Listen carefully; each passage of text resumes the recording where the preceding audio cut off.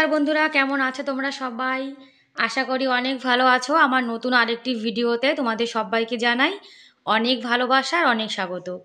এখন যারা ভিডিওটি দেখা শুরু করেছো তাদেরকে অনুরোধ করছি, প্লিজ একটা লাইক করে কিন্তু ভিডিওটা কন্টিনিউ করো। তোমরা কিন্তু অনেকেই কিন্তু কমেন্ট করো আমি দেখেছি, কিন্তু এটা লাইক করতে ভুলে যাও। তা শুরুতেই কিন্তু একটা লাইক করে করে দিলে তোমরা কিন্তু একদমই ভুলবে না। আর আজকের ভিডিওটা কিন্তু একদমই ছোট বানিয়েছি, একদম বড় বানাইনি। তাই তোমাদেরকে অনুরোধ করছি, প্লিজ ভিডিওটি স্কিপ না করে পুরো ফুল দেখো। আশা করি তোমাদের আজকের ভিডিও ভালো লাগবে। সকালে কিন্তু 5:30টার সময় ঘুম থেকে উঠেছি, ঘরটা সব ঝাড় দিয়ে দিয়েছি।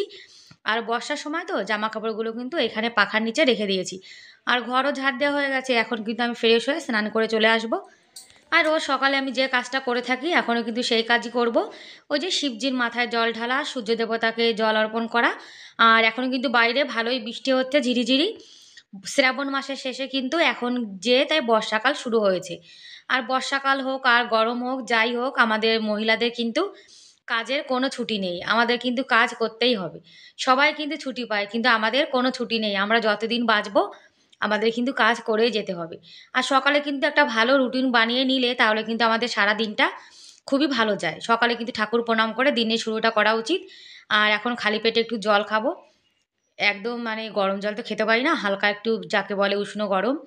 এখন খালি পেটে একটু জল খাচ্ছি। আর জানো তো, জল খাওয়ার পরে আমার পেটের মধ্যে না কেমন একটা হয়। মানে খালি পেটে জল খাওয়ার পরে হয়, যতক্ষণ জল না খাই ভালো থাকি। আর রাত্তিরে যে বাসনগুলো ধুয়ে রেখেছিলাম সেগুলো এখন জায়গার জিনিস জায়গাতে রেখে দেবো। আর রাত্তিরে কিন্তু আমি সবসময় এঁটো বাসন ধুয়ে রাখারই চেষ্টা করি। আর রাত্তিরে যদি এঁটো বাসনগুলো ধুয়ে রান্নাঘরটা গুছিয়ে গাছিয়ে রাখা যায়, তাহলে কিন্তু সকালে আমাদের কাজটা কিন্তু অনেকটাই মানে সহজ হয়ে যায়। আর সকালে ঘুম থেকে উঠলে দেখবে কোনো কাজ বাজ তো করতে ইচ্ছা করে না। তারপর যদি এঁটো বাসন অনেক থাকে তখন দেখবে একদম কিন্তু ভালো লাগে না। যার জন্য গুছিয়ে গাছিয়ে রাখলে একটু কষ্ট হলেও কিন্তু সকালে আমাদের পক্ষে কিন্তু ভালো। আর বাচ্চা কাচ্চা যদি স্কুল থাকে তাহলে কিন্তু এই কাজগুলো অনেক আগে করে রাখাই ভালো। আর সময়ের সঙ্গে সঙ্গে কিন্তু আমাদের মহিলাদের অনেকটা কাজের অভিজ্ঞতা হয়ে যায়। সেটা কিন্তু নতুন নতুন সংসারে একদমই কিন্তু হয় না। যখন আমি নতুন সংসারে ছিলাম আমার কিন্তু কোনো জ্ঞান বুদ্ধি কিছুই ছিল না। আর ধীরে ধীরে কিন্তু আমার যেটুকু জ্ঞান হয়েছে, মানে সংসার করার মতো জ্ঞান তো হয়ে গেছে। আর মিক্সিটা একদিন বানানা শেক বানিয়েছিলাম, যার জন্য ধুয়ে রেখেছিলাম। জলটা শুকিয়ে গেছে, এখন একটু খুলে রেখে দিচ্ছি। তাহলে দুধের জিনিস খুলে রেখে দিলে জানো তো একটা মানে গন্ধ ভাব হয়, সেটা কিন্তু একদমই থাকবে না। আর আজকে সকালে না একটা মজাদার রেসিপি বানাবো ব্রেকফাস্ট, যেটা কিন্তু মানে চায়ের সঙ্গে ভালো লাগে আর এমনি খেতেও কিন্তু খুব ভালো লাগে। আমার বর তো খাবে না, কেন একটু পেঁয়াজ দিয়ে বানাবো তো, আমি আর আমার ছেলে খাবো। আর গোপাল সোনার জন্য, গোপাল সোনা পাপার জন্য আলাদা করব। যার জন্য আমাদের মা ছেলের জন্য একটুখানি নিয়ে নিয়েছি। আর এখন কিন্তু ভালো সুন্দর করে 3 বার জল পাল্টে ধুয়ে নেব। আর এরকম রেসিপি মানে এরকম ব্রেকফাস্ট যদি সকালবেলা খাওয়া যায় কিংবা সন্ধ্যাবেলা স্ন্যাক্সে খাওয়া যায় তাহলে কিন্তু আমাদের পেটটাও ভরা থাকে। আর অনেক দিন হয়ে গেছে মানে রেসিপিটা বানানোই হয় না, ভাবলাম যে আজকে তোমাদের সঙ্গে একটু শেয়ার করি। আর চিড়েটা কিন্তু সুন্দর করে ধুয়ে এখন জল ঝরাতে রেখে দেবো। চিড়েটা কিন্তু বেশিক্ষণ ভিজিয়ে রাখা যাবে না, তাহলে কিন্তু একদম নরম হয়ে যাবে। আর রেসিপিটা কিন্তু ভালো হবে না। আর একটা পেঁয়াজ কেটে নেব। পেঁয়াজ ছাড়া কিন্তু এই যে পোহা মানে পোহা বলো চিড়ে বলো যাই বলো না কেন, সেটা কিন্তু একদমই মানে স্বাদ হয় না।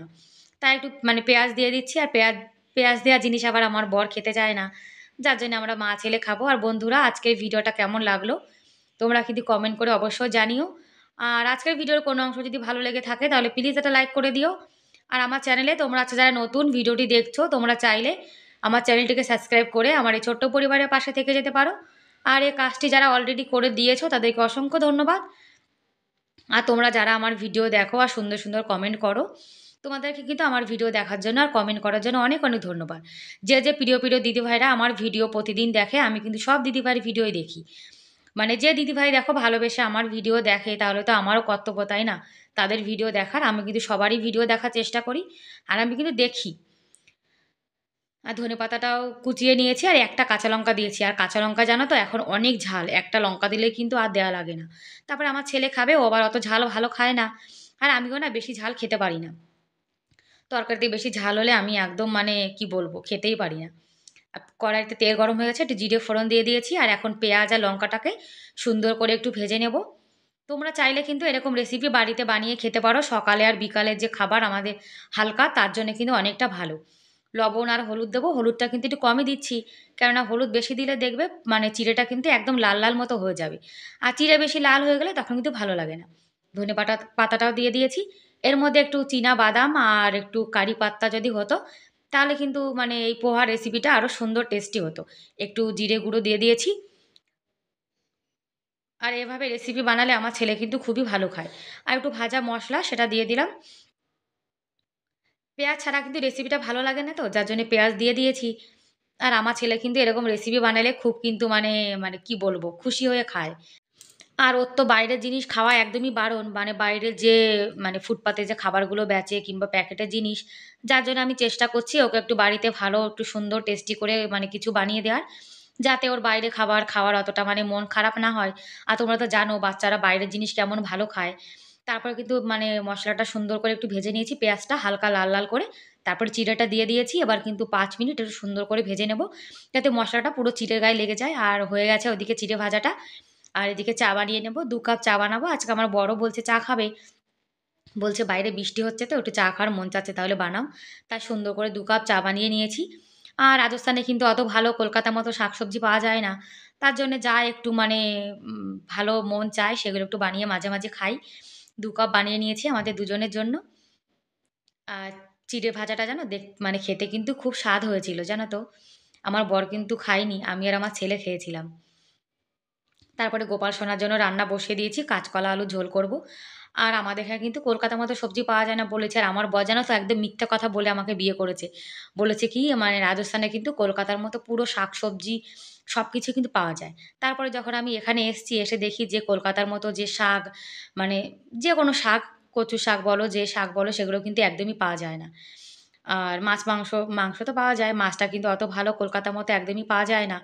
ওই যে রুই মাছ, পাঙাশ মাছ যেগুলো আমি না খাই সেগুলোই পাওয়া যায়। যার জন্য আমাদের আর খাওয়া-টাওয়া হয় না। আর আমার বর কিন্তু একদম মিথ্যা কথা বলে বিয়ে করেছে জানো না।